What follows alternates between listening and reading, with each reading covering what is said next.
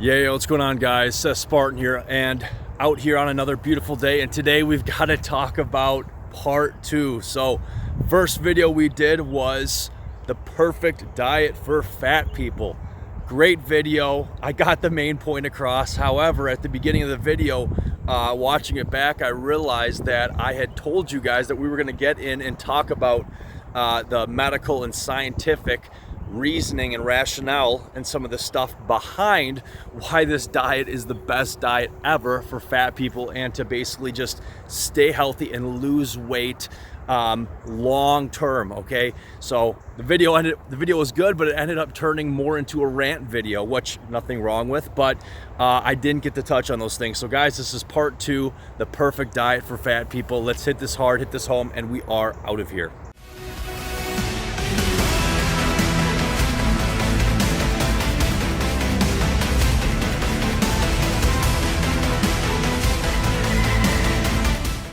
All right, guys, so what do you need to know? Well, first off, guys, I already covered in my part 1, basically this: lean meat, unprocessed, and whole fruit, unprocessed, right? So let's start with the meat first. Let's talk about the meat. So if we're talking about meat, specifically beef, pork, chicken, I talk about this in part 1. So beef, pork, chicken.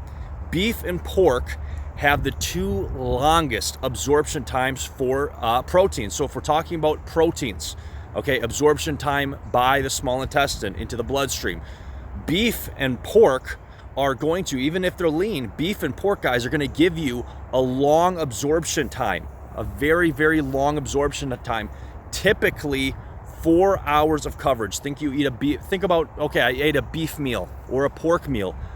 From the time you finish your meal, you're gonna have guaranteed 4 hours worth of protein delivered to the bloodstream, okay?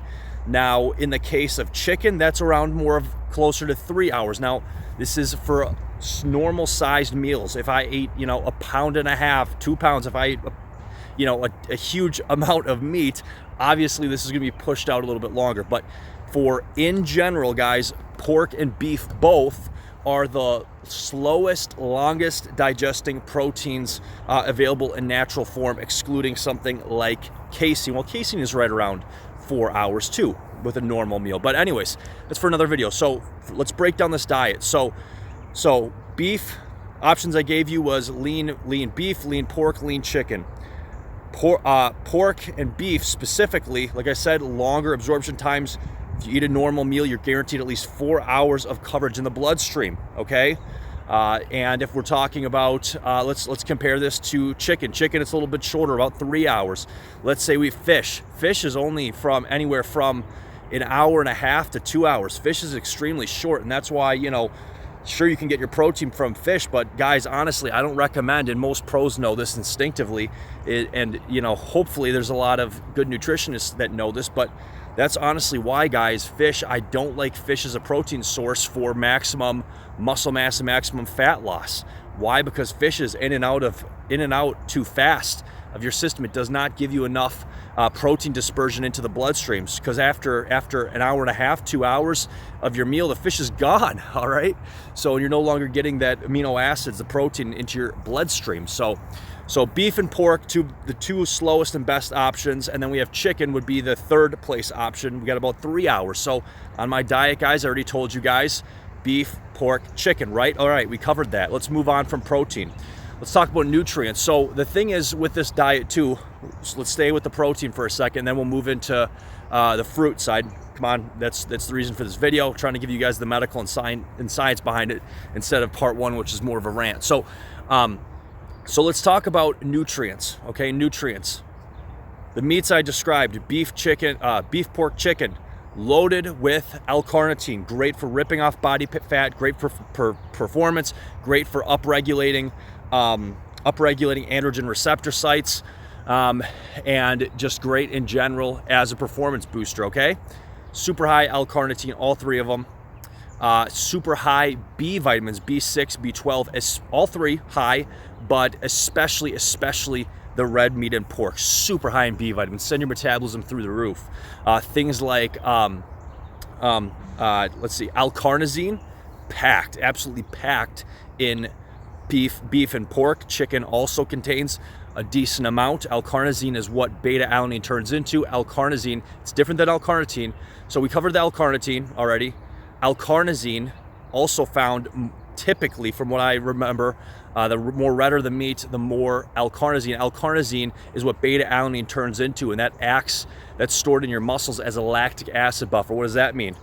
You're able to push harder, push longer, and just basically put out more effort, all right? That's why people take beta-alanine, is to extend their performance, stamina, and endurance, okay? So we've got L-carnitine, we've got L-carnosine, we've got B vitamins, we talked about that, tons of B vitamins, especially the redder the meat, and things like folic acid, zinc, loaded with beef and pork, also going to be found some amounts in chicken. But as you guys can see throughout, already just talking about proteins, for all the things we discussed, beef and pork are, man, if you get good quality beef and pork, and Aldi's is great for this, by the way. If you get good quality, super good quality meats, and it's cheap, all right? I'm not sponsored by Aldi's. I'm just being blunt, honest with you guys, and you'll save a lot of money.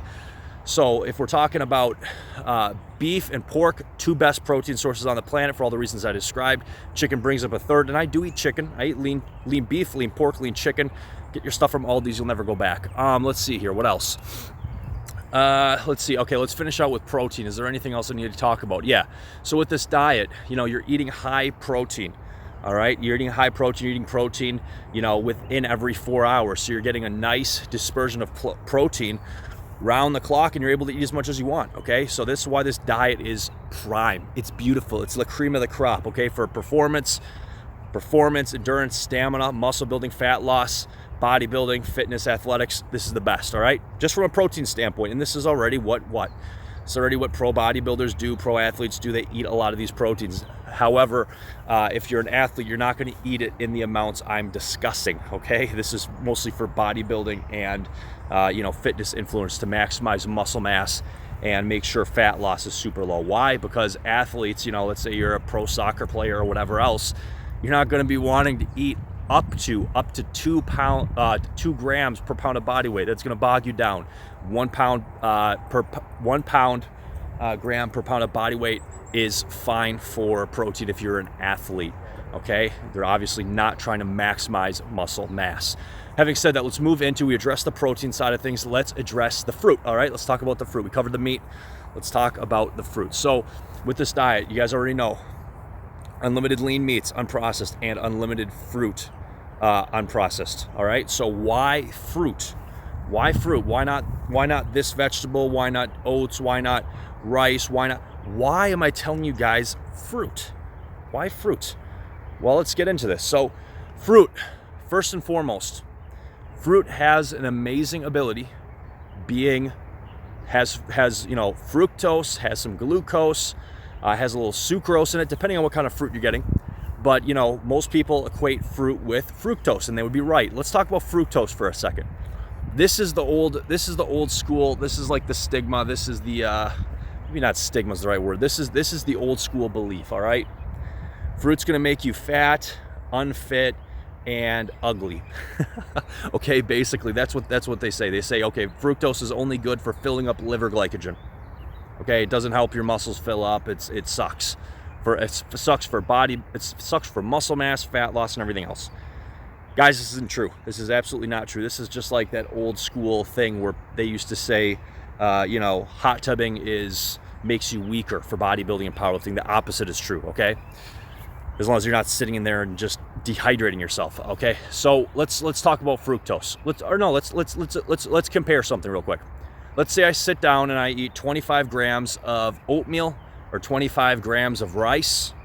What's going to happen? Or I eat 25 grams of a bagel. Let's just throw that in there. Let's keep this fun. Let's say I do that. What's going to happen? Going to get digested by my stomach acid, move into the small intestine, get broken down further, and those carbohydrates are going to get sucked straight into the bloodstream as what? Glucose, guys.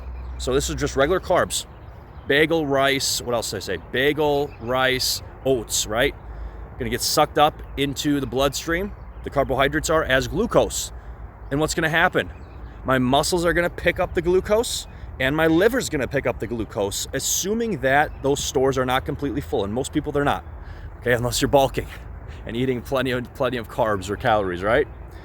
So what's going to happen? Regular carbs, like we just talked about, from those 3 sources, sucked up in the bloodstream as glucose. It's going to fill the liver and the muscle glycogen.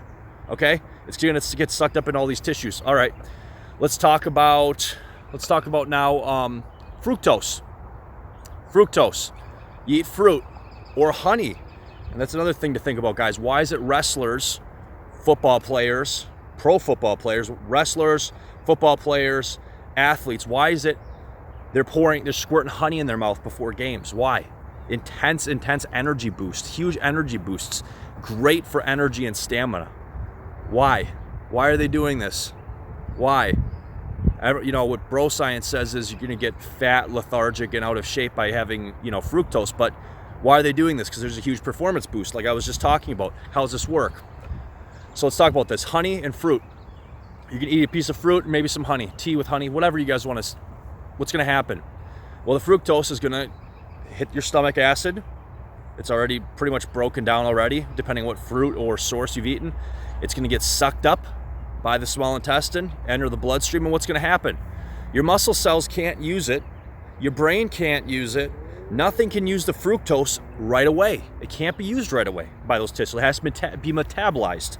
So what happens? It enters, as it's entering your bloodstream, slowly the liver is what? Sucking up the fructose and spitting out glucose. What's the difference? The only difference between eating regular carbs and fructose is what?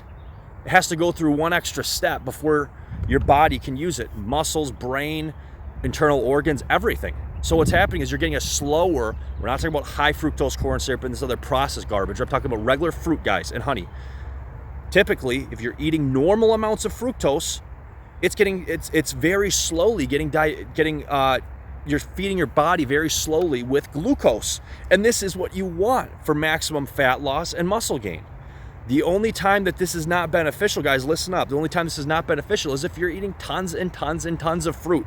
Either you're pounding, let's just give an example. Let's say you're pounding 3-4 bananas per meal. Let's say you're drinking juice.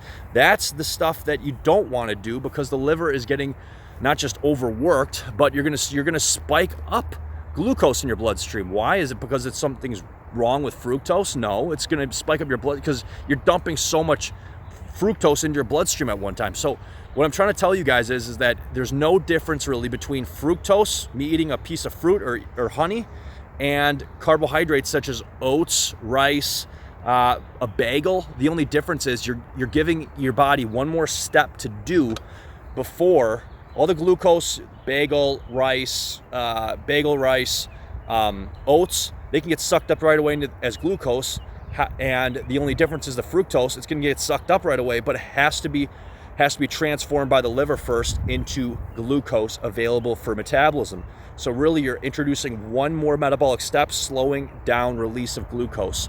And once that metabolic step, the liver is sucking up the fructose, spitting out glucose, you're steadily fueling your body with what? You're fueling your muscles steadily with glucose. You're fueling your body with glucose. You're fueling your brain. It's the same thing, just one more step. So for this reason, as long as you're not consuming tons of fruit or tons of honey or garbage, as long as you're spacing it out, it's, in my opinion, a better option for fat loss, okay, than eating something like a bagel or white rice. Because what happens is, let's say I eat white rice.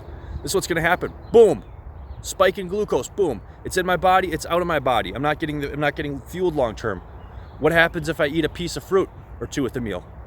We're getting a much more even distribution. The only difference is if I eat a meal high in fats, it's going to slow down my glucose if I'm eating rice or whatever else, or if I'm eating a lot of fats. So, but bottom line, guys, unlimited lean meats, unprocessed, unlimited fruit, unprocessed. Don't eat tons of fruit per meal, but eating 1 or 2 pieces of fruit per meal is superior, cream of the crop for muscle building, fat loss, and everything else. And you have that nice slow dispersion of glucose. And not only that, but when your blood sugar dips too low, guess what? The liver has some fructose or has some glucose stored to say, hey, here's a teeny bit of glucose. And that's going to keep away cravings. That's one thing on this diet. You're going to absolutely obliterate cravings by keeping your liver happy. So what's going to happen is on regular diets, people are dieting and they cheat on their diet because their blood sugar gets low and they feel like garbage and they got to eat. Well, if you're eating fruit, what's going to happen from a carbohydrates perspective? Blood sugar is getting down, right? What happens? Liver says, here's a little bit of glucose. You feel great, you don't crash. Guys, Seth Spartan, stay safe, stay healthy. This is the best diet for fat people, part 2, and we are out of here.